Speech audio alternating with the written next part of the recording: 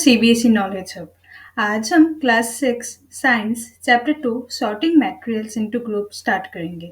सो 2.1 object around अस। हमारे पास कौन कौन से ऑब्जेक्ट होते हैं। आसपास में हमारे कुछ फर्नीचर होंगे, कुछ पेन्स होंगे, कुछ बुक्स होंगे, डोर, विंडो या कुछ खाने का सामान, कुछ भी हो सकता है।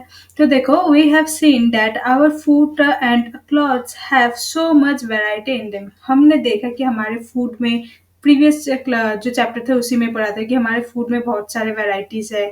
सिमिलरली हमने ये भी सीखा था कि हमारे जो क्लॉथ्स है उसमें भी बहुत सारे वैरायटीज है।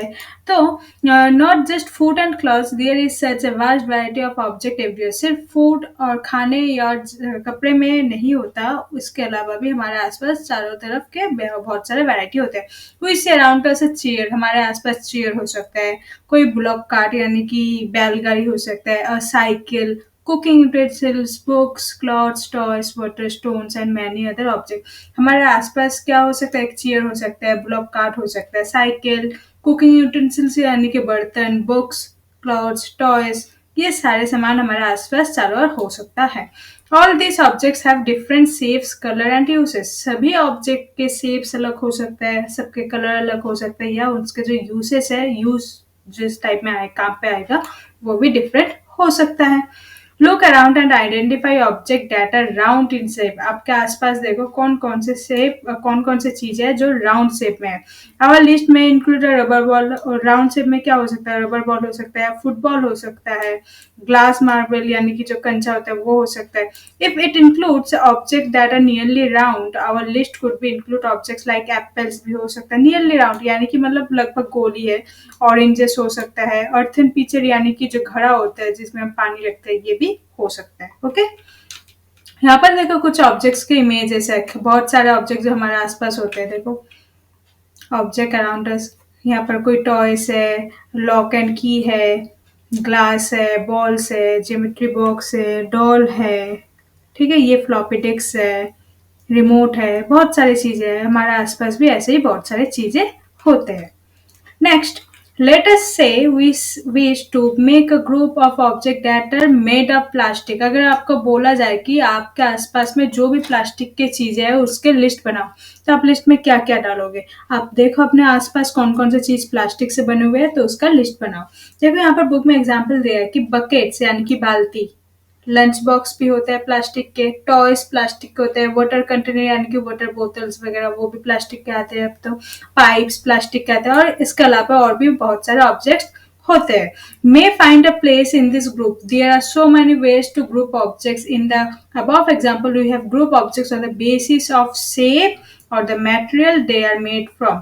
सो हमने अभी देखो हमारे आसपास चारों ओर बहुत सारे सामान हो सकते हैं, हम उसके कलर के हिसाब से, हम उसके शेप के हिसाब से, उसके मटेरियल कौन सा यूज हुआ है, किस चीज से बना हुआ है, कुछ भी हम उसके हिसाब से हम बेसिस कर सकते हैं कि ऑब्जेक्ट इस ऑब्जेक्ट को कैरेक्टराइज करेंगे कि अलग करेंगे।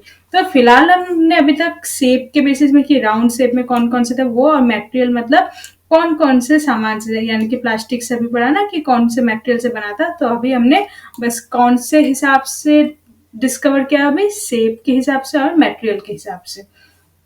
Next, all object around us made up of one और मोर मटेरियल। एक ऑब्जेक्ट में बहुत सारे मटेरियल हो सकता है।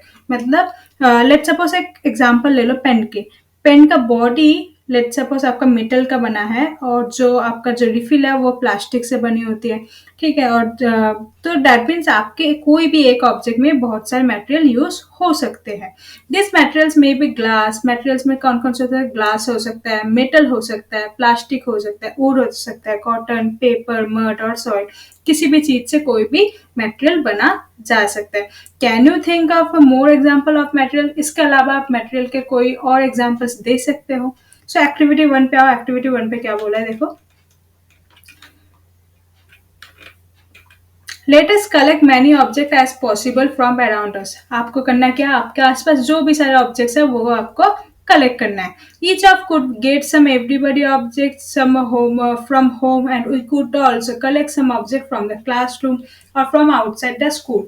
आप कहाँ कहाँ से कलेक्ट करोगे, आपके घर से या आपके क्लासरूम में या आपके स्कूल के बाहर, सारे कोई सा भी चीज आप ले सकते हो। What will be we have in our collection, जो हमारे कलेक्शन में क्या हो सकता है देखो, चॉक हो सकता है, पेंसिल हो सकती है, notebook, rubber, duster, hammer, nail, soap, साबुन, spoke of a wheels, bat, match box, salt, potato, ये सब हम ला सकते हैं हमारे आसपास से. We can also list object that we can think of but can not bring to the classroom, for example wall, trees, door, tractor, road.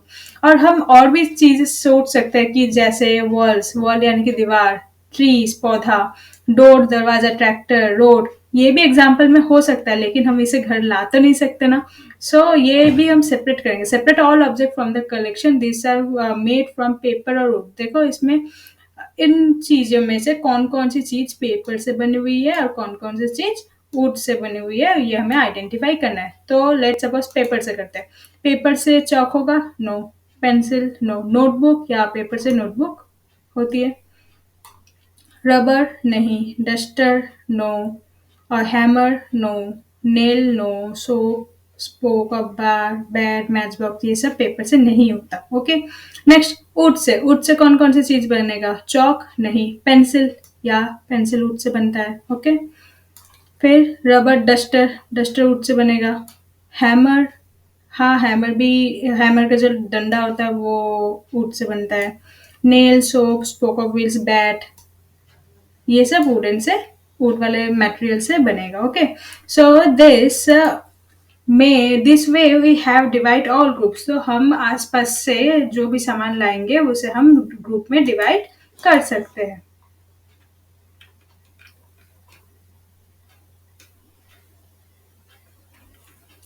One group has the object that are made from paper or wood, while the other group has the object that are not made of this material. Similarly, we could separate the things there that are used for preparing food. So वैसे ही जैसे आपके group ने बस would वाले सामान और paper वाले सामान, लेट सपोज आपके ग्रुप ने कलेक्ट किया हो, तो किसी और ग्रुप ने शायद मेटल वाले सामान कलेक्ट किया है, तो ऐसे हम कोई भी वेरियस डिफरेंट डिफरेंट कर सकते हैं मटेरियल को divide. Let us be a little more systematic. List all objects collected. Table 2.1. Try to identify the material that each one is made of. It would be fun to make this a large table collecting information about as many objects as possible. It may seem difficult to find out the materials out of which some of these objects are made. In such case, discuss with your friends, teacher and parents to identify the material. So देखो यहाँ पर table 2.1 में कुछ objects लिखे हैं, तो वो object कौन कौन से चीज, कौन कौन से मटेरियल से बनता है वो आपको लिखना है. आपका आसपास चारों ओर देखना है. आप अपने फ्रेंड से, अपने टीचर से या पेरेंट्स से हेल्प ले सकते हो इसके बारे में.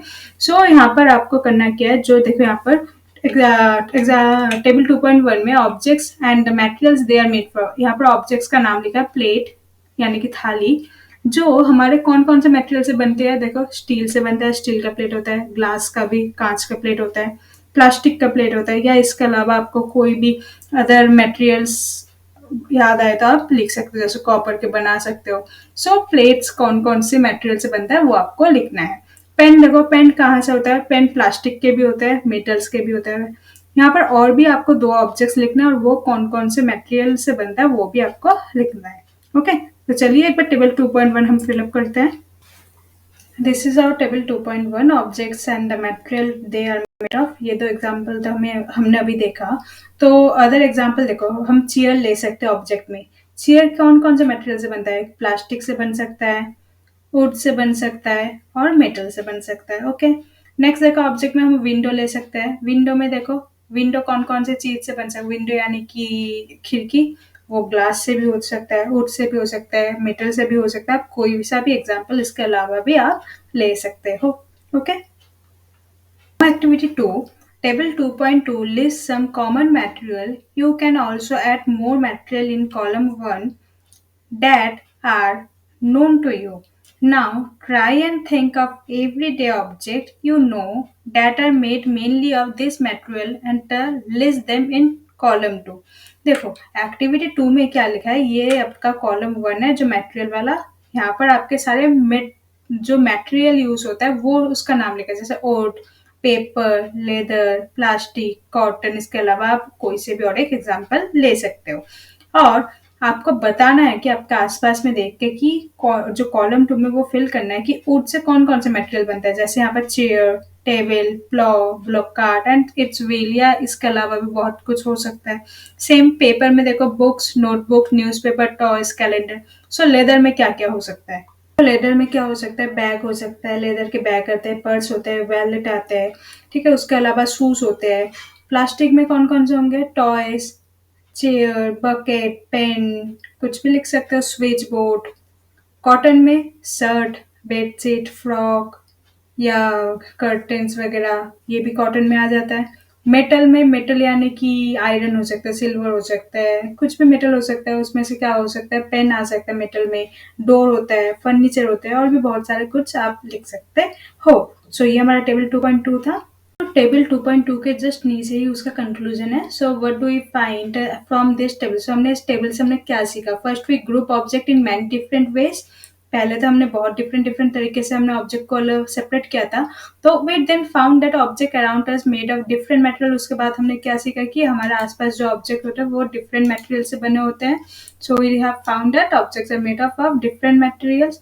Eight times an object is made of single material. कोई कोई से मटेरियल सिंगल मटेरियल से भी बनता है और कोई ऑब्जेक्ट होता है जो डिफरेंट डिफरेंट मटेरियल से भी बनता है। जैसे लेट्स सपोज एक चेयर ले लो, वो पूरा प्लास्टिक का है तो वो सिंगल मटेरियल था। अब उसके अलावा आप सोचो, अगर कोई ऐसा मटेरियल, ऐसा कोई ऑब्जेक्ट ले लो जो डबल मटेरियल या बहुत सारे मटेरियल से बना हो। जैसे लेट्स सपोज एक विंडो ले लो, विंडो का जो फ्रेम है वो वुडन का होता है और जो बीच में होता है वो ग्लास का होता है, तो वो डबल मटेरियल से बना, तो वो मैनी मटेरियल से भी बन सकता है। So and then again one material could be use for making many different object. और एक मटेरियल से बहुत सारे ऑब्जेक्ट बन सकते हैं। जैसे हमने अभी सीखा कि प्लास्टिक से चेयर बनता है, प्लास्टिक से स्टूल बन सकता है, प्लास्टिक से टॉयज बन सकता है, प्लास्टिक से पेन बन सकता है। मतलब एक ही चीज, प्लास्टिक कॉमन था, वही मटेरियल से बहुत सारे ऑब्जेक्ट बनाया जा सकता है। What decide which material should be used for making any given object? It seems that we need to know more about different materials. So हमें इसके बारे में और भी जानकारी होना जरूरी है कि कौन से मटेरियल से कौन सी चीज बनाया जा सकता है और क्यों बनाया जा सकता है। तो वो हम प्रॉपर्टीज ऑफ मटेरियल्स में करेंगे। Okay, properties of material. Have you ever wondered why a tumbler is not made of piece of cloth? Keeping in mind, we generally use a tumbler to keep a liquid. So पहले tumbler का मतलब समझ लो। tumbler यानी कि जिसमें हम कोई भी लिक्विड रख सकते हैं, यानी कि पानी का बोतल हो सकता है, पानी का ग्लास हो सकता है, पानी का जार हो सकता है, मतलब जिसमें कोई सा भी हम लिक्विड डाल सकते हैं वो। कभी सोचा आपने कि वो जिसमें हम पानी डालते हैं वो कभी क्लॉथ से क्यों नहीं बनता, कपड़े से क्यों नहीं बनता, वो हमेशा सॉलिड चीज से क्यों बनता है? Therefore, would it not be silly if we were to make a tumbler out of cloth? So वो पागलपन नहीं हो जाएगा कि हम कोई कपड़े का कुछ बना रहे हैं जिसमें हम पानी को कीप करेंगे, पानी को रखेंगे। What we need for a tumbler is glass, plastic, metal. हमें टम्बलर के लिए हमें क्या जरूरी है? टम्बलर के लिए वो शायद वो ग्लास से बना हो या प्लास्टिक से या कोई मेटल या कोई ऐसा मटेरियल जो पानी को होल्ड कर सके, हम उसी को यूज करेंगे ना। क्यों हम क्लॉथ में क्यों रखेंगे? वो तो पागलपन वाली बात हो जाएगी। So देखो, similarly it would be not wise to paper like material for cooking vessels.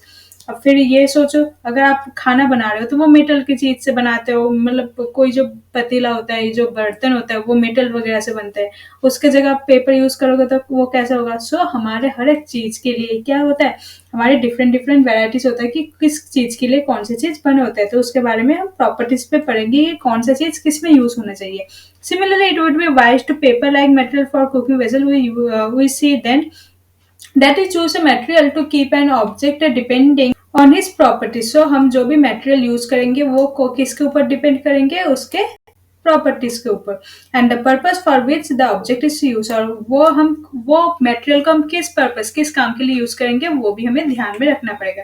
So what are all the properties of material that would be important for their usage? So कौन कौन से प्रॉपर्टीज हमको ध्यान रखना पड़ेगा कि हम कौन से चीज को किस में स्टोर कर सकते हैं, कौन से चीज किस चीज में यूज कर सकते हैं। Some properties are discuss here. यहाँ पर हम कुछ प्रॉपर्टीज पढ़ेंगे, जैसे कि अपीयरेंस। फर्स्ट देखो, फर्स्ट यहाँ पर अपीयरेंस है। अपीयरेंस यानी कि वो दिखने में कैसा है, उसका वो कौन से मटेरियल से बना है। वो material use look different from each other. हर एक मटेरियल्स को हर एक मटेरियल्स हम देखेंगे तो हमें पता चलेगा would looks very different from iron. अगर आप लकड़ी को एक आयरन लोहे के साथ कंपेयर करोगे तो दोनों दिखने में पूरा डिफरेंट होता है। Iron appears different from copper और एल्यूमिनियम। आयरन जो है वो कॉपर और एल्यूमिनियम से डिफरेंट लुक में देखने में मिलता है।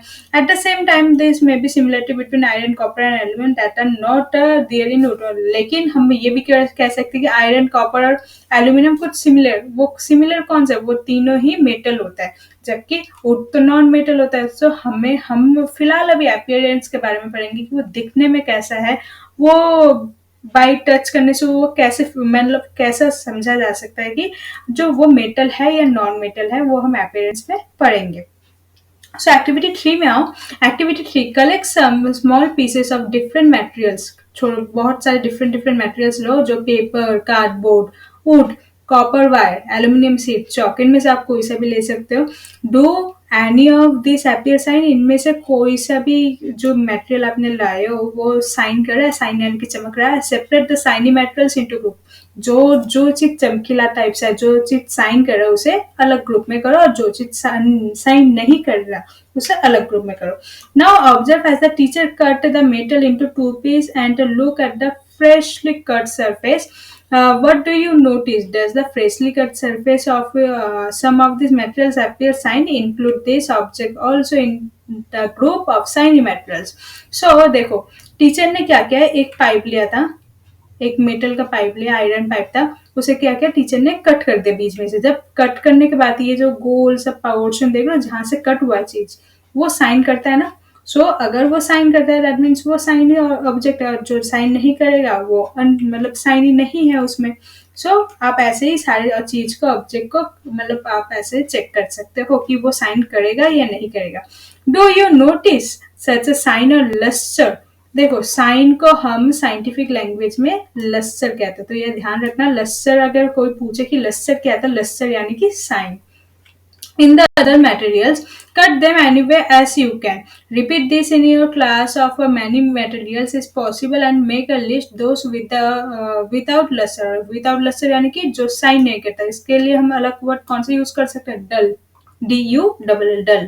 Instead of cutting, you can rub the surface of material with sandpaper to see if it luster. तो आप ऐसे ही बहुत सारे ऑब्जेक्ट को लेके कट करो, करने के बाद उसमें साइन आ रहा है कि चेक करो। अगर वो साइन करता है दैट मीन्स उसे हम लस्टर कहेंगे। अगर वो साइन नहीं करता तो उसे हम क्या कहेंगे, विदाउट लस्टर यानी कि डल मटेरियल्स बोलेंगे। Okay, materials that have such lustre are usually metal. जो भी चीज साइन करते हैं वो यूजुअली मेटल ही होता है। जैसे कि मेटल में कौन कौन से एग्जाम्पल होता है, iron, copper, aluminium and gold are example of metals. ये मेटल्स के एग्जाम्पल्स होते हैं। Some metals often lose their shine and appear dull. कभी कभी मेटल होता है कि वो अपना जो साइन होता है वो खत्म हो जाता है उसमें, और वो धीरे धीरे डल होने लगता है। जैसे कि आप अगर देखो कि अगर कोई भी आयरन या लोहे की चीज जो होता है, वो अगर आपको हवा पे, मॉइस्चर पे या उस पर पानी जब गिरता है ना, तब उसमें क्या होता है, उसमें वो आ जाता है जिसे हम कोरोजन कहते हैं, यानी कि जंग आ जाता है। तो उसे उसमें तब उसका कलर क्या, साइन चला जाता है उसमें, वो डल कहलाएंगे। तो कभी कभी मेटल भी डल हो सकता है क्योंकि वो अपना साइन खो देता है। क्यों खो देता है? क्योंकि एयर और मॉइस्चर आ जाता है उसमें। एयर यानी कि हवा, और मॉइस्चर यानी कि नमी, यानी कि पानी की मात्रा जो होता है वो उसमें टच होके वो उसका डलनेस निकाल आता है। We therefore notice the luster only on their freshly cut surface. हम साइन तभी गौर से देख सकेंगे जब कोई भी मेटल को तभी फ्रेशली कट, आपके सामने ही फ्रेशली कट किया हो और आप उसके साइन को नोटिस कर पाओगे कि इतने कितने साइन है वो। When you visit an iron smith or a workshop, look out the freshly cut surface or metal rods to see if there have luster. अगर आप कोई आयरन स्मिथ यानी कि जो लोहार की दुकान में जाओगे, वहां पर अगर जो कट करते हैं ना, कि लोहा जो चीज वो कट करते हैं, जब कट करने के बाद जो फ्रेशली कट होगा वो देखना, वो बिल्कुल साइन करेगा। सो हम कह सकते हैं वो लस्टर होते हैं। सो हमने प्रॉपर्टीज ऑफ मटेरियल में फर्स्ट अपीयरेंस पढ़ लिया। अपीयरेंस यानी कि वो दिखने में कैसा होगा, उसमें हमने क्या पढ़ा, एक लस्टर और एक डल। लस्टर यानी कि जो साइन करता है, और डल यानी कि जो साइन नहीं करता। अब उसके बाद हम पढ़ेंगे हार्डनेस। हार्डनेस यानी कि मजबूती, वो कितना मजबूत है। So when you press different materials with your hand, some of them may be hard to compress where some are easily to compress. अगर आप कोई भी चीज, आप मटेरियल लेते हो अपने हाथ पैरों से, जब प्रेस दबाते हो तो देखते हो कि कोई कोई चीज बहुत हार्ड होता है। आप कहते हो ना कि ये ऑब्जेक्ट हार्ड है, ये ऑब्जेक्ट सॉफ्ट है, वो कैसे कह सकते हो आप। So take a metal key and try to scratch with it the surface of a piece of wood, aluminum, or piece of stone, a nail, candle, chalk, any other materials to or object. You can easily scratch some materials while some cannot be scratched so easily. Material which can be compressed and scratched are called soft, while some materials which are difficult to compress are called hard. देखो, अगर आपके आसपास जो भी object है, आप object ले लो, उसमें स्क्रैच करो। स्क्रैच यानी कि किसी चीज से उसमें जो होता है खुदाई करना एक तरह से, तो वो आप निशान बनाओ और उसे कंप्रेस करो। कंप्रेस यानी कि जो दब जाए, जो ऑब्जेक्ट उसमें दब जाता है और वो इजीली स्क्रैच हो जाता है, उसे हम सॉफ्ट कहेंगे। और जो कंप्रेस नहीं होता, मतलब दबाने पर वो दबता नहीं है, वो हार्ड होगा। तो देखो यहाँ पर ये इंपॉर्टेंट है कि सॉफ्ट और हार्ड से यानी कि आप क्या समझ रहे हो। Material which can B compress, जो मटेरियल कंप्रेस हो सकता, कंप्रेस यानी कि जो आप दबा सकते हो, एकदम दब जाता है, और स्क्रैच इजली, और जिसमें स्क्रैच जल्दी आ जाता है, उसे हम क्या कहेंगे, सॉफ्ट मटेरियल कहेंगे। Okay, and other one is hard material. Some other materials, कुछ मटेरियल ऐसे भी होते हैं जो डिफिकल्ट टू कंप्रेस, जिसे दबाना बहुत ही डिफिकल्ट होता है, उसे हम क्या कहेंगे, हार्ड। इसमें से एग्जाम्पल देखो, यहाँ पर कुछ एग्जाम्पल है। जो सॉफ्ट है उसमें अंडरलाइन करती हूँ मैं। यहाँ पे देखो, कैंडल, ये सॉफ्ट हो सकता है, इसमें स्क्रैचेस भी आ जाएगा और इसमें ये कंप्रेस भी हो सकता है, चॉक भी हो जाएगा। बाकी के जो एग्जाम्पल है, ये देखो, जैसे वुड, लकड़ी, ये हार्ड होगा, कंप्रेस भी नहीं होता और इजीली हम स्क्रैच नहीं कर सकते। एल्यूमिनियम, ये भी कंप्रेस नहीं हो सकता। पीस ऑफ स्टोन, पत्थर, कभी कंप्रेस नहीं हो सकता। नेल यानी कि जो हैमर और नेल से लगाते हो ना, कील जो जिसे कहते हैं, तो वो भी कंप्रेस नहीं हो सकता, ये भी हार्ड मटेरियल में आएगा। सो सॉफ्ट और हार्ड से आई होप आप क्लियर हो।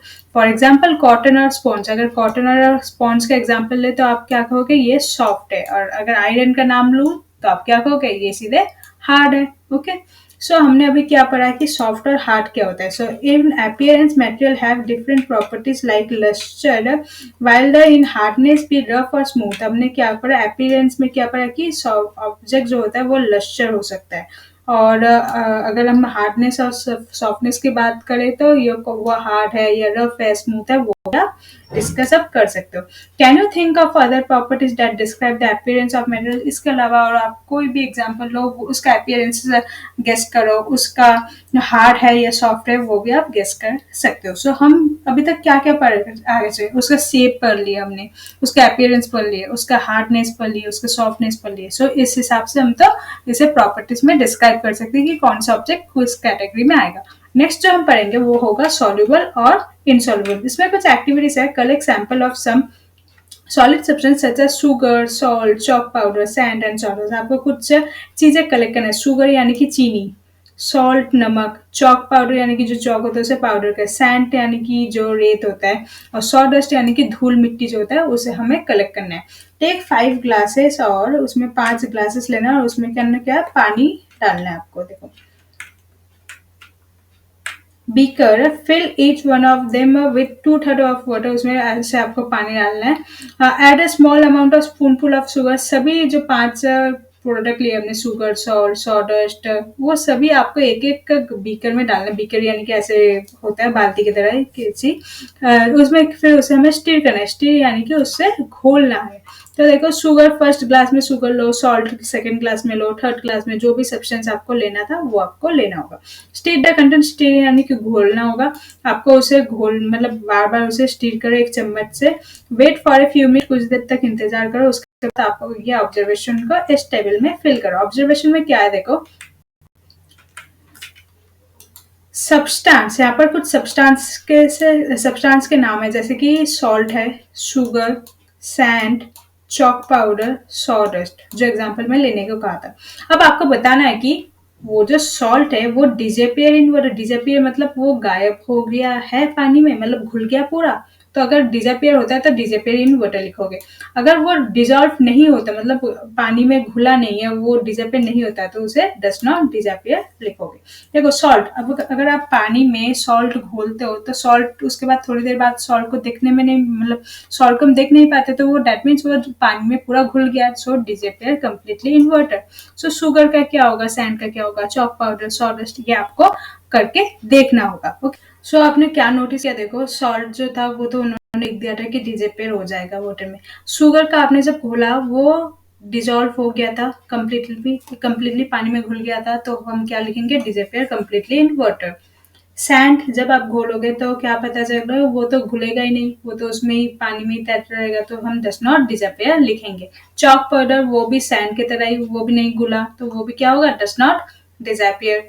सॉ डस्ट यानी कि धूल मिट्टी, वो तो घुलेगा ही नहीं, तो अगेन डज नॉट डिसअपियर। सो आपको यही टेबल में फिल करना था। तो यहाँ से हमने क्या सीखा कि कुछ चीजें जो होते हैं वो पानी में घुल जाता है और कुछ चीजें पानी में घुलता नहीं है, मतलब कुछ चीजें कंप्लीटली डिसअपियर होती है। So you have notice some substance have completely disappear or dissolve in water, we can say these are soluble in water। मतलब हमने अभी नोटिस किया कि कुछ सब्सटेंस जो है वो completely disappear हो गया था, घुल गया था पानी में, सो उसे हम क्या कहेंगे, soluble in water, मतलब वो पानी में soluble है। Other substances do not mix with water, do not disappear even after we stir for a long time, these substances are insoluble in water। और कुछ चीजें ऐसे थे जो घुला नहीं था, जो बहुत देर तक हम हिलाते रहे स्पून से, लेकिन वो घुला नहीं था, स्टीर करने के बावजूद वो घुला नहीं, तो उसे हम क्या कहेंगे, insoluble substance in water। So water play an important role in its functioning of our body because it can dissolve a large number of substance। So हम यहाँ से और एक चीज सीख सकते हैं कि जो हमारा पानी हम पीते हैं ना, तो वो हमारा पानी जो है हमारे बॉडी में बहुत इंपॉर्टेंट रोल प्ले करता है, कि हमारे बॉडी में जो भी लार्ज अमाउंट ऑफ खाना खाते हैं वो डिजॉल्व कर लेता है अपने में, तभी तो हम कह सकते हैं ना कि वाटर उसमें सब कुछ डिजॉल्व कर सकता है। सो जो चीज डिजॉल्व होगा उसे हम सॉल्युबल सब्सटेंस कहेंगे, जो चीज वाटर में डिजॉल्व नहीं होगा उसे हम इनसॉल्युबल सब्सटेंसेस कहेंगे। ओके, 5 से स्टार्ट करते हैं। Collect sample of vinegars, lemon juice, mustard oil और कोकोनट ऑयल, केरोसिन और एनी अदर लिक्विड। मीन्स आपको कुछ सैंपल्स लेना है, जैसे कि vinegar, lemon juice, mustard oil, coconut oil, kerosene, कोई भी अदर लिक्विड इसके अलावा आप ले सकते हो। Take a glass tumbler, fill it to half with water. आपको एक ग्लास लेना है जिसमें आपको क्या करना है, उसमें हाफ पानी से भरना है। Add a few spoonful of one liquid to this and stir it at will. आपको क्या करना है, उस ग्लास टम्बलर, मतलब आपको एक ग्लास में पानी लेना है, उसके बाद उसमें आपको एक बार विनेगर के 1-2 ड्रॉप्स डालना है, फिर या तो आप लेमन जूस के ड्रॉप डालो, एक बार मस्टर्ड ऑयल के ड्रॉप डाल के आपको फिर उसे थोड़ी देर के लिए घोल लेना है, स्टीर करना है यानी कि घोल लेना है। तो घोलने के बाद let it stand for 5 minute, आपको उसे 5 मिनट के लिए वहीं छोड़ देना है। Observe whether the liquid mix with water, आपको देखना है कि जो लिक्विड है वो वाटर के साथ मिक्स होता है कि नहीं होता। Repeat the same with other liquid, आपको जैसे विनेगर के साथ आपने किया, उसके बाद एक बार लेमन जूस के साथ फिर वही सेम चीज करना है, पानी लेना है, आपको 2-3 ड्रॉप्स लेमन जूस डालना है, फिर उसे घोल लेना है। तो आपको ऐसे ही प्रोसेस दोबारा सभी चीजों के साथ करना है। उसके बाद as many different liquid as available to you, आपके आसपास जो भी डिफरेंट लिक्विड्स है वो आसपास से आपको देख के कर लेना। Right your observation in table 2.4, और आपको ये ऑब्जर्वेशन सारे ये टेबल 2.4 में लिखना है। जैसे देखो टेबल 2.4 में solubility of some common liquids in water, आपको ये सॉल्युबिलिटी टेस्ट करना है। जैसे लिक्विड देखो, लिक्विड में है vinegar, lemon juice, mustard oil, coconut oil, kerosene. आपको लिखना है ये मिक्स वेल, ये मिक्स होता है कि नहीं, और अगर नहीं मिक्स होता तो आपको लिखना है does not mix. Now come to the solution. देखो जो विनेगर है वो तो हमें मेंशन कर दिया था कि ये मिक्स वेल हो जाएगा, ये पानी में घुल जाएगा। नाउ लेमन जूस तो आपको पता है कि हम जब वाटर में लेमन को स्क्वीज करते हैं तो वो मिक्स वेल हो जाता है, मतलब यानी कि वो मिक्स हो जाता है पानी में। मस्टर्ड ऑयल जो है वो पानी में मिक्स नहीं होता, तो हम क्या लिखेंगे, does not mix. Coconut oil ये भी ऑयल है तो ये भी मिक्स नहीं होगा, सो यहाँ पर भी हम लिखेंगे does not mix. Next kerosene भी एक ऑयल की टाइप ही है, तो ये भी हमारा पानी में मिक्स नहीं होगा, सो यहाँ पर भी हम लिखेंगे डज नॉट मिक्स। ओके, अभी हमने एक्टिविटी से क्या सीखा कि कुछ जो लिक्विड्स होता है वो पानी में घुल जाता है, कंप्लीटली और कुछ कुछ पानी में नहीं घुल पाता. So does not mix well यानी कि नहीं घुल पाता, और जो मिक्स वेल है वो घुल जाता है. So we notice that some liquids get completely mix with water. यही हमने सीखा कि कुछ कुछ लिक्विड्स है जो कम्प्लीटली वाटर में घुल जाता है. Some other do not mix with water and form a separate layer. कुछ कुछ जो है वो बिल्कुल पानी में घुलता नहीं है, उनका अलग से लेयर हो जाता है जो अलग कुछ टाइम बाद वो सेपरेट हो जाता है. जैसे हमने देखा कि जब हम ऑयल को पानी में घोल रहे थे तो पानी नीचे था और ऑयल का जो लेयर था वो ऊपर था, तो वो अलग से वो मिक्स नहीं हो पाता, तो वो अलग लेयर बना लेता है. So देखो, Bhujo suggests that we also check if the liquid that we use in activity 5 mix well or some liquid other than water. मतलब इस भूजो ने सजेस्ट किया कि इसके अलावा भी क्या हम जो भी लिक्विड्स हमने यहाँ पर एक्टिविटी मिले है इसके अलावा भी आप कोई भी लिक्विड के साथ एक बार ट्राई करके चेक कर लो कि कौन कौन सा लिक्विड घुलता है, पानी में डिजॉल्व होता है, कौन कौन सा डिजॉल्व नहीं होता. Paheli is curious to know whether gases also dissolve in water. Paheli को एक क्वेश्चन है कि पानी में क्या गैसेस भी घुल सकता है, तो ये हम चेक करेंगे. Some gases are soluble in water whereas others are not. कुछ कुछ गैसेस जो है वो पानी में घुल जाता है, लेकिन कुछ कुछ गैसेस नहीं घुलता. Water usually has smaller quantity of some gases dissolve in water. में ऑलरेडी कुछ कुछ गैसेस जो है वो ऑलरेडी पानी में डिजॉल्व है, जैसे कि ऑक्सीजन और हाइड्रोजन. ये सब तो हमारे किस में पानी में है, डिजॉल्व है. जो ऑक्सीजन जो है देखो, हमारे जो पानी के नीचे जो भी एनिमल्स और प्लांट्स होता है, एक्वेटिक एनिमल्स प्लांट्स, उनको भी तो ऑक्सीजन चाहिए, तो वो ऑक्सीजन कैसे ले पाते हैं, जो पानी में घुला हुआ ऑक्सीजन है वहीं से ले पाते हैं. सो यहाँ से हम कंक्लूड ये कर सकते हैं कि पानी में ऑक्सीजन मिक्स होते हैं. Okay, now next topic is object में फ्लोट और सिंक इन वाटर. कुछ कुछ ऑब्जेक्ट्स या तो वो फ्लोट करेंगे पानी में फ्लोट यानी कि वो ऊपर तैरेगा, और सिंक यानी कि वो नीचे डूब जाएगा. सो फ्लोट कौन कौन से चीज होगा जिसका जो वेट है या डेंसिटी है वो लाइट होगा यानी कि हल्का होगा. सिंक कौन होगा, जो डूब जाएगा जिसका वेट भारी है, डेंसिटी भारी होगा. Okay, so while doing activity 4 you might have noticed that insoluble solid separate out from water. आपने जब ये एक्टिविटी 4 किया था, आपको पता है कि इस एक्टिविटी में कुछ देखो, यहाँ पर देखो जो सॉल्युबल था वो कैसे घुल गया था, जो सॉल्युबल नहीं था देखो पानी इधर है और ऑयल ऊपर सेपरेट है. तो कुछ कुछ सॉइल मतलब कुछ कुछ जो इनसॉल्युबल सब्सटेंस है वो वाटर से बिल्कुल सेपरेट था. जो वाटर ये है और ये ऑयल सेपरेट था, अलग था. You may have also noticed with some liquids in activity 5 some of these materials that do not mix with water. आपने ये भी देखा था कुछ कुछ मटेरियल है जो मिक्स नहीं होता था वाटर में, float to the surface of water. वो देखो तैर रहा था ना, फ्लोट कर रहा था पानी के ऊपर. So other may have sunk to the bottom of the tumbler. और कुछ कुछ चीज जो है वो एकदम नीचे डूब गया होगा. Right, we notice many examples of objects that float in the water or sink. Dried leaves fallen on the surface of a pond. A stone can throw into the pond. So a few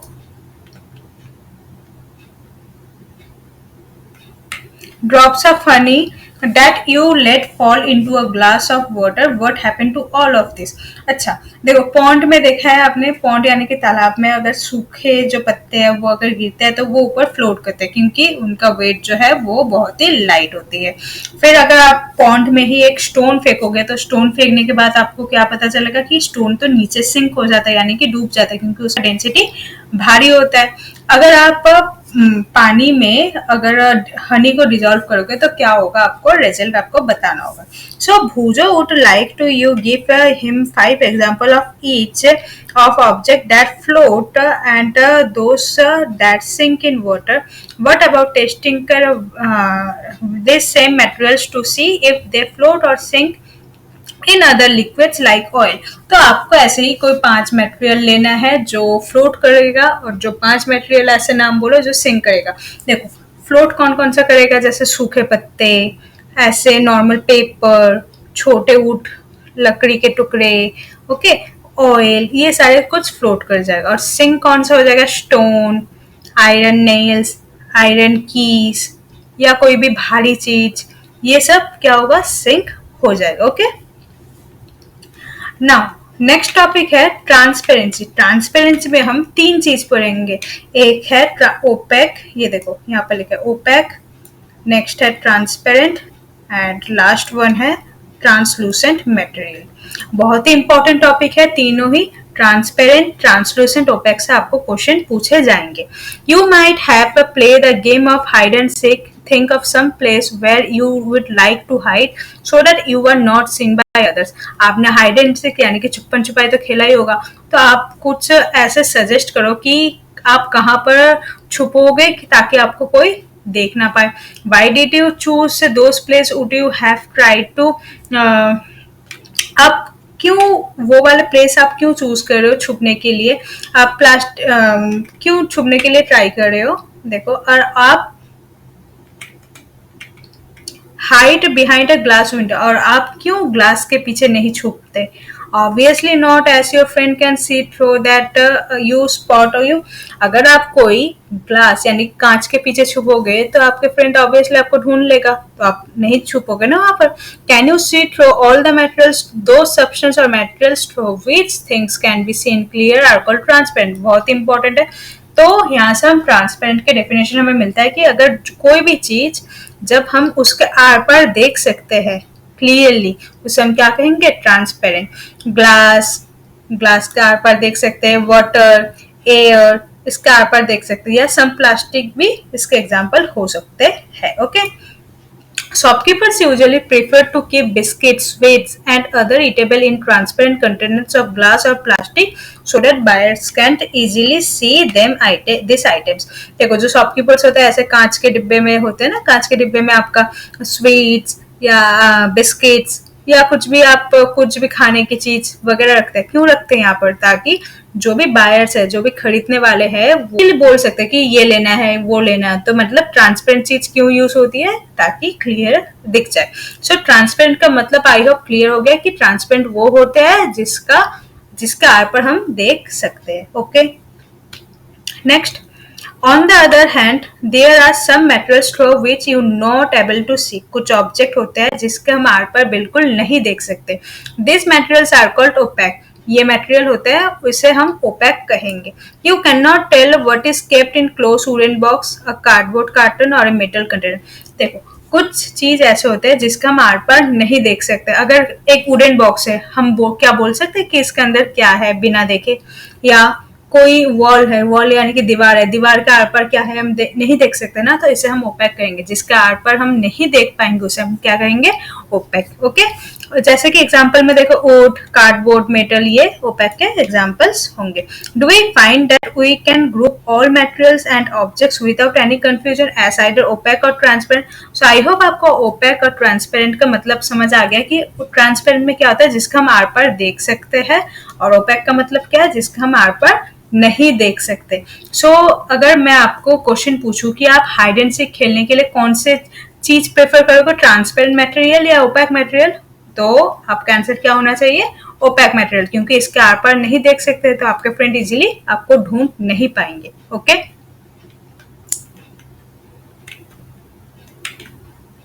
Now activity 6, take a sheet of paper and look through it towards the light bulb। एक कोई भी paper ले लो और उस paper को hold करके light के तरफ देखो। आप make a note of observation, आप उसमें थोड़ा ऑब्जर्वेशन करो। Now put 2-3 drops of some oil and spread it on the sheet of paper. और अब उस पेपर में थोड़े से 2-3 ड्रॉप ऑयल लेके उसे आप सीट को रखो। Look again towards the light bulb through the portion of the paper on which the oil has been spread। जहां पर भी जो ऑयल है वो ड्रॉप हुआ है उसके आसपास से देखो कि आपको क्या दिखता है। Do you find that the bulb is more clearly visible than before। तो आपको पहले पेपर में कैसे दिख रहा था होगा कि आपको आगे पीछे पेपर के थोड़े बहुत दिख रहे थे, लेकिन अब जब आपने ऑयल डाला तो उस ऑयल वाले पैड जगह से अब जब देखोगे आपको कैसा दिखेगा कि वो थोड़ा सा बल्ब जो है थोड़ा विजिबल हो गया, मतलब और आपको क्लियर दिख रहा है। Perhaps not the material through which object can be seen but not clearly are known as translucent। लेकिन आपको दिख तो रहा है लेकिन प्रॉपर क्लियर वे में नहीं दिख रहा बल्ब, तो उसे हम क्या कहेंगे, ट्रांसलूसेंट। मतलब ट्रांसलूसेंट का मतलब क्या है, कोई भी चीज जिसके आर पार देख तो सकते हो लेकिन प्रॉपर नहीं, क्लियर नहीं, आई मीन ब्लर देखोगे आप, तो उसे हम ट्रांसलूसेंट कहेंगे. Remember the oily patch on paper when we test food items is present of fat. आपको याद है हमने ऑयली पैच टेस्ट किया था प्रेजेंस ऑफ फैट में चैप्टर 1 में, कंपोनेंट्स ऑफ फूड में, वही है. तो दैट वाज ट्रांसलूसेंट, उसे हम ट्रांसलूसेंट कहेंगे. Can you think of some more example of translucent material? Translucent material का और कोई एग्जांपल दे सकते हो? हाँ जी, क्यों केक के नीचे जो हम पेपर यूज करते हैं जिसे हम बेकरी केक कहते हैं या तो बटर पेपर कहते हैं, उसे भी हम ट्रांसलूसेंट के एग्जांपल में ले सकते हैं. कुछ कुछ ऐसे मिरर्स भी होते हैं जिस जो ट्रांसलूसेंट आते हैं. Okay, We can therefore group material as opaque, transparent and translucent. So opaque मतलब जिसका आर पार नहीं दिखेगा, ट्रांसपेरेंट मतलब जिसका आर पार दिखेगा, ट्रांसलूसेंट मतलब जिसका आर पार दिखेगा लेकिन क्लियरली नहीं दिखेगा. ओके, क्लियर है? नेक्स्ट, पहली suggest covering the glass of a torch with your palm at a dark place.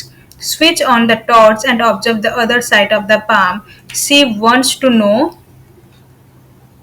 Weather palm of her hand is opaque, transparent and translucent. आपने ये बचपन में खेला होगा. देखो ऐसे आप क्या करते थे कि कोई भी टॉर्च या बल्ब जला के उसके ऊपर हाथ रख देते थे जिससे कि आपका हाथ जो है थोड़ा ऑरेंज या रेड रेड कलर सा दिखेगा. सो आप पहले पूछ रहे ये ट्रांसपेरेंट है, ट्रांसलूसेंट है या ओपेक है, आपको बताना होगा. सोचो आप. We learn that the material differ in their appearance. तो हमने पूरे चैप्टर में भी क्या पढ़ा कि जो भी मटेरियल्स है वो उसका अपीयरेंस यानी कि दिखने में अलग होता है, उसका शेप अलग होता है. And the way they mix in water other liquids, वो पानी के साथ कैसे खुलता है. दे में फ्लोट और सिंक, वो पानी में फ्लोट भी कर सकता है और सिंक भी कर सकता है.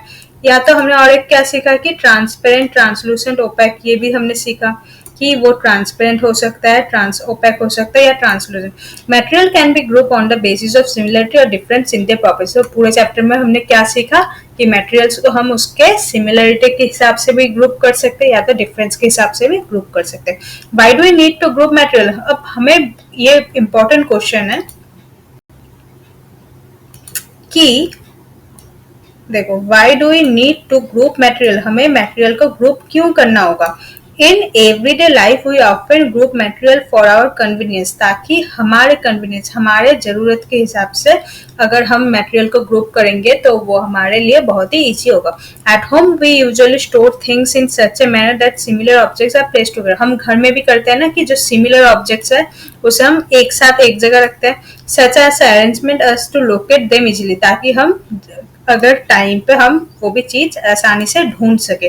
Similarly a grocer usually keeps all type of biscuit at a corner of his shop. जैसे एक ग्रोसर यानी कि कोई दुकानदार जो बिस्किट जो है एक शॉप के एक कॉर्नर में रखते हैं, साबुन सोप जो है वो एक कॉर्नर में रखते हैं, ग्रेन्स या पल्स वो अलग जगह स्टोर करते हैं ताकि कि वो आसानी से उसे इजीली ढूंढ पाए. Okay, this is another reason why we find such grouping useful. तो ये हमारे चैप्टर से हमें पता चल गया कि हमें सॉर्टिंग की क्यों जरूरत है.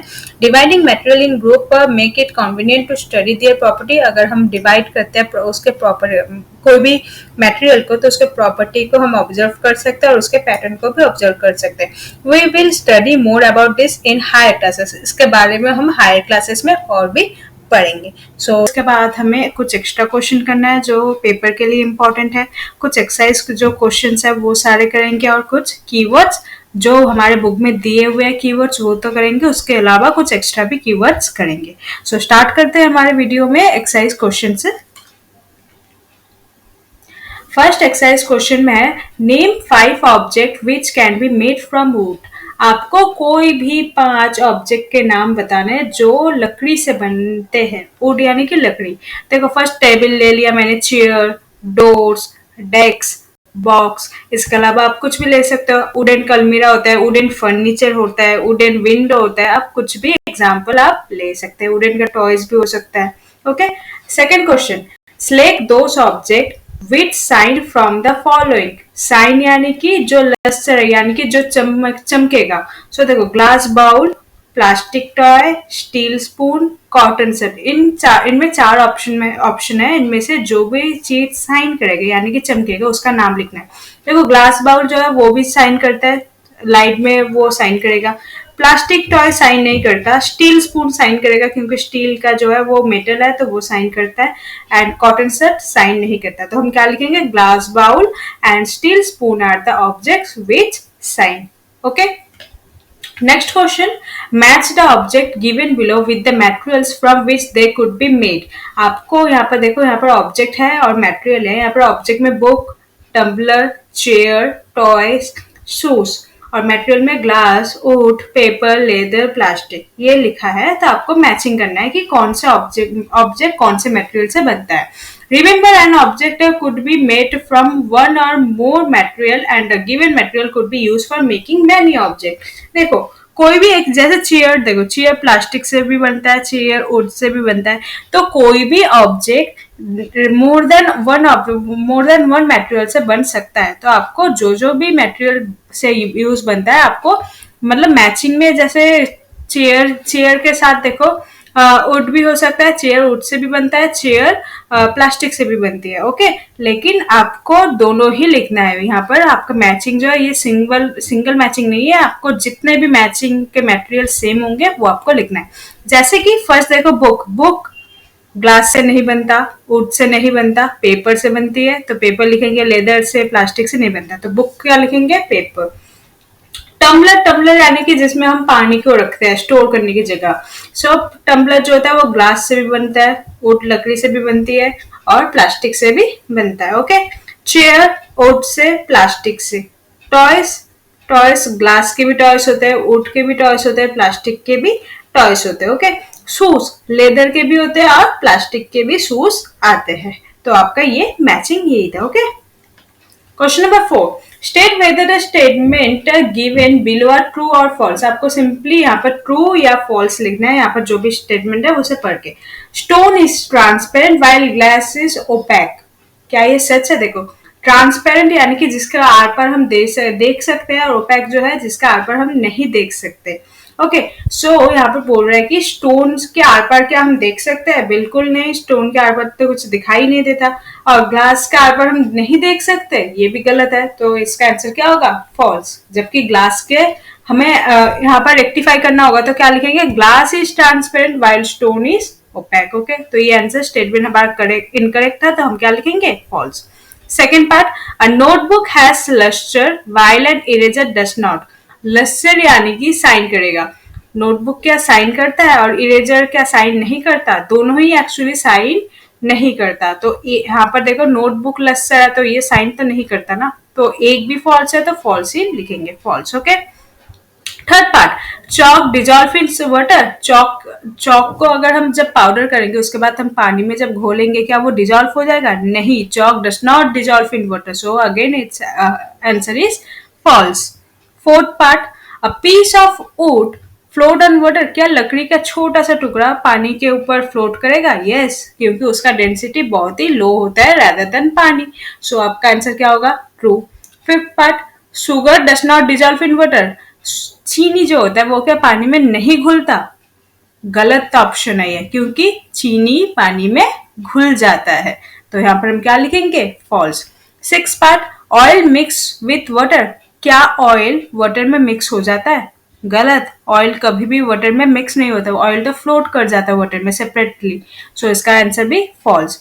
Seven part, sand settle down in the water. देखो आप जब पानी में सैंड को घोलोगे तो कुछ देर बाद क्या सैंड नीचे सेटल डाउन हो जाएगा? यस, तो हमारा आंसर क्या होगा? True. Vinegar dissolve in water. Vinegar यानी कि सिरका, वो क्या पानी में घुल जाता है? यस, वो घुल जाता है, तो इसका answer is true. Okay, next question number 5, given below are the names of some object and materials. यहाँ पर कुछ ऑब्जेक्ट के नेम लिखा है और कुछ मटेरियल्स में हमें क्वेश्चन को करना है। देखो एक है water, basketball, orange, sugar, globe, apple and earthen pitcher. देखो वाटर यानी कि पानी, बास्केटबॉल यानी कि जो आपका खेलने वाला बॉल होता है, ऑरेंज तो आपको पता है जो खाने के लिए तो संतरा जिसे कहते हैं हम, शुगर यानी कि चीनी, ग्लोब यानी कि जो मिनिएचर अर्थ होता है, मिनिएचर फॉर्म ऑफ अर्थ की तरफ दिखने में होता है।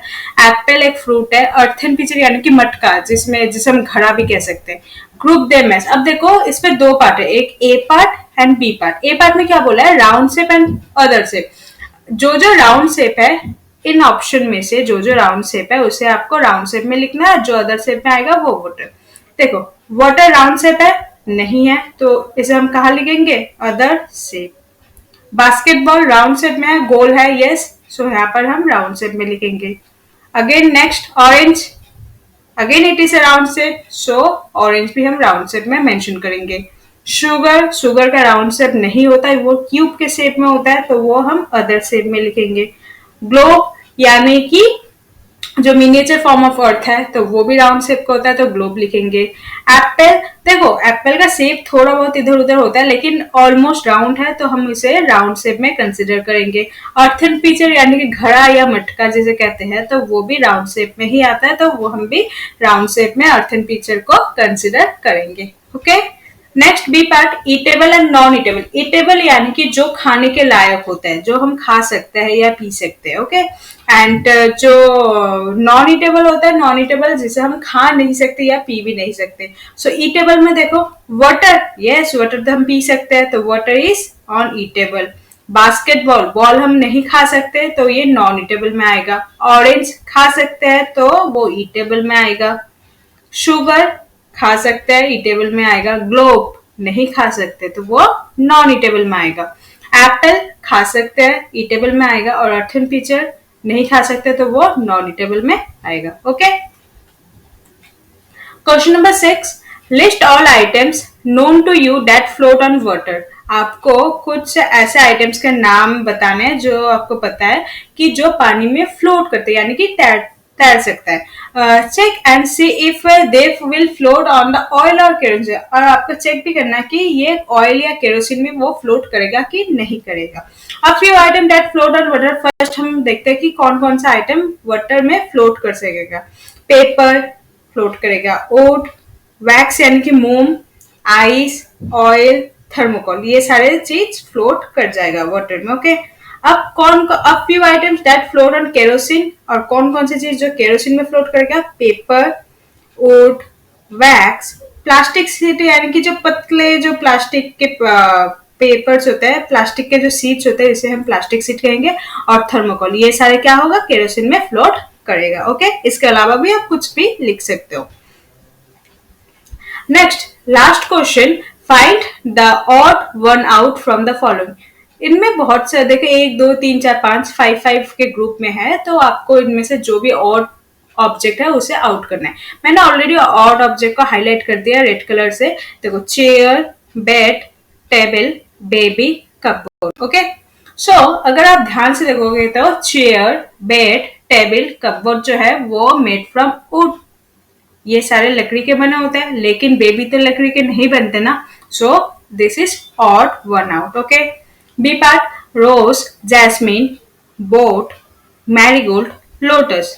ध्यान से देखो, rose, jasmine, marigold, lotus, others they are flowers, but boat is not a flower, so this is odd one out.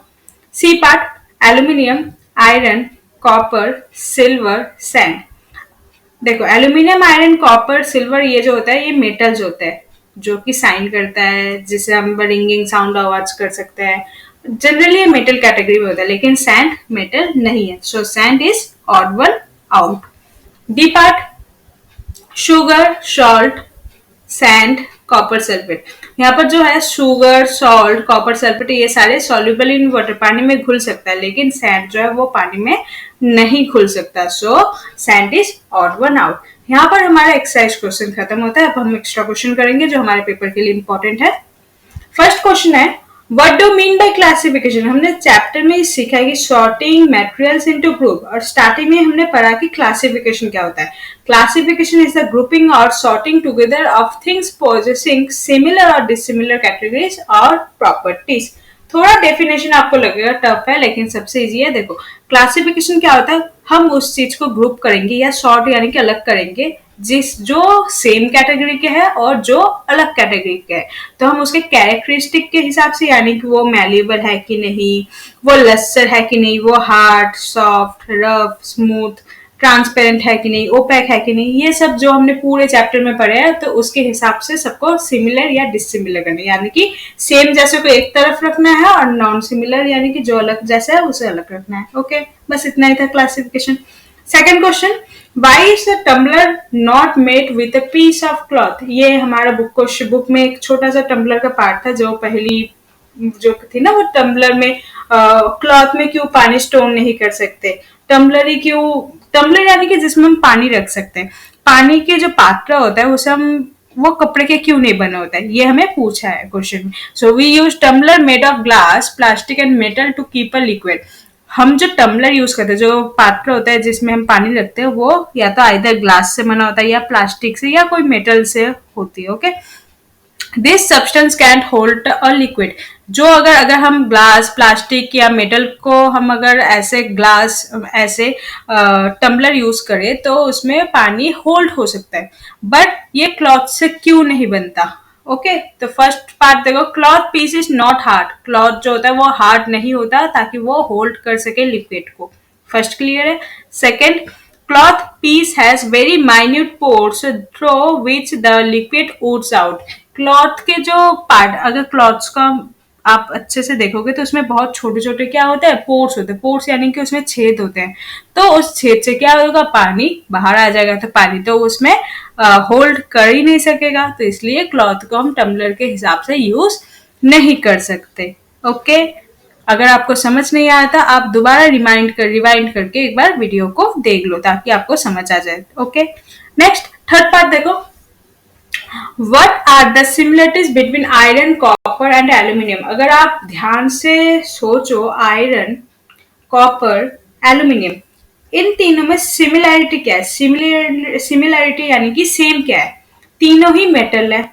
तीनों अगर मेटल है तो वो तीनों हार्ड होना चाहिए, वो तीनों साइन भी करेगा। तो क्या लिखा है मैंने, वही लिखा है, दे ऑल हैव लस्टर, यानी कि सब साइन करने वाला है। दे ऑल आर मेटल, वो मेटल तो है ही। And see they are hard, वो हार्ड भी होंगे। ओके, क्वेश्चन नंबर 4, ये पहली वाला वो क्वेश्चन है। देखो, वो वीडियो में हमने पूछा था कि इस क्वेश्चन का आंसर क्या होगा, सोचो आप। तो उसका आंसर अभी देख लो।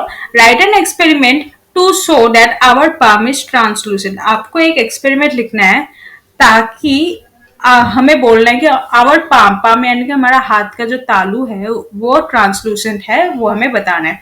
Cover the glass of a torch with your palm at a dark place, switch on the torch and observe from the other side of palm. We see that the light torch passed through the palm but not clearly. The experiment showed that our palm becomes translucent when a strong beam of light passed through it. तो आपको करना क्या है, जैसे इस image पे लिखा है, एक टॉर्च लेना है, टॉर्च को आपको फ्लैश का ऑन करके फिर आपको उसके ऊपर हाथ रखना होगा। तो आप देख पाओगे कि जो टॉर्च का लाइट है वो ऊपर जाने की कोशिश में है, आपका हाथ में जो रेड रेड वो थोड़ा हाईलाइट हो रहा है, तो मतलब आपको आर पार दिखाई तो दे रहा है लेकिन पूरा क्लियरली नहीं है, उसे ही हम क्या कहते हैं, ट्रांसलूसेंट। सो ये टॉर्च वाला क्या होगा, ये हमारा ट्रांसलूसेंट होगा। Okay, question number 5, name two gases each which are soluble and insoluble in water. आपको दो गैसेस के नाम बताने हैं जो पानी में सॉल्युबल यानी कि घुल जाता है, और दो गैसेस का ऐसे नाम बताना है जो पानी में नहीं घुल सकता। So gases soluble in water are oxygen and carbon dioxide. जो पानी में घुल सकता है कौन कौन से है, एक है oxygen and another one is carbon dioxide. Gases insoluble in water are hydrogen and nitrogen. और कौन से गैसेस इनसॉल्युबल है, एक hydrogen and another one is nitrogen. Question number 6, why is mercury is used in making thermometer। Mercury क्यों use होता है thermometer में। Thermometer यानी कि जो आपका बुखार या बुखार के टाइम आप जो टेम्परेचर नापने के लिए यूज करते हो जो डिवाइस, उसे हम थर्मोमीटर कहते हैं। अगर आप ध्यान से देखोगे तो थर्मोमीटर के अंदर एक ब्लैक सा लिक्विड होता है, उसे हम क्या कहते हैं, मर्क्यूरी कहते हैं। So mercury is liquid at room temperature. क्यों इसे यूज करता है, क्योंकि ये लिक्विड होता है रूम टेम्परेचर में। Second, it is a good conductor of heat. ये हीट को कंडक्ट कर सकता है, तभी तो आपका फीवर हो तो आपका बॉडी का हीट टेम्परेचर राइज हो जाता है, तो उसे आप पता कर सकते हो। And C mercury has lustre, ये साइन होता है ताकि हम जल्दी से जल्दी उसे रीड कर सके कि मरकरी में लिखा कौन सा टेम्परेचर आपका मिला है। Okay, now keywords. First, classification. The process of sorting and grouping things according to some basis is called classification. वो process जिसमें हम कोई भी ऑब्जेक्ट को सॉर्ट करते हैं, यानी कि अलग करते हैं या ग्रुप करते हैं उनके अकॉर्डिंगली कि वो कौन से मटेरियल से बना है, या वो कौन से शेप के है, या वो ट्रांसपेरेंट है, ओपेक है, तो उस सबको हम क्लासिफिकेशन कहेंगे। Second, material. The matter of which N object is made is called material, यानी कि कोई भी ऑब्जेक्ट किस धातु से बना है उससे हम क्या कहेंगे, मटेरियल।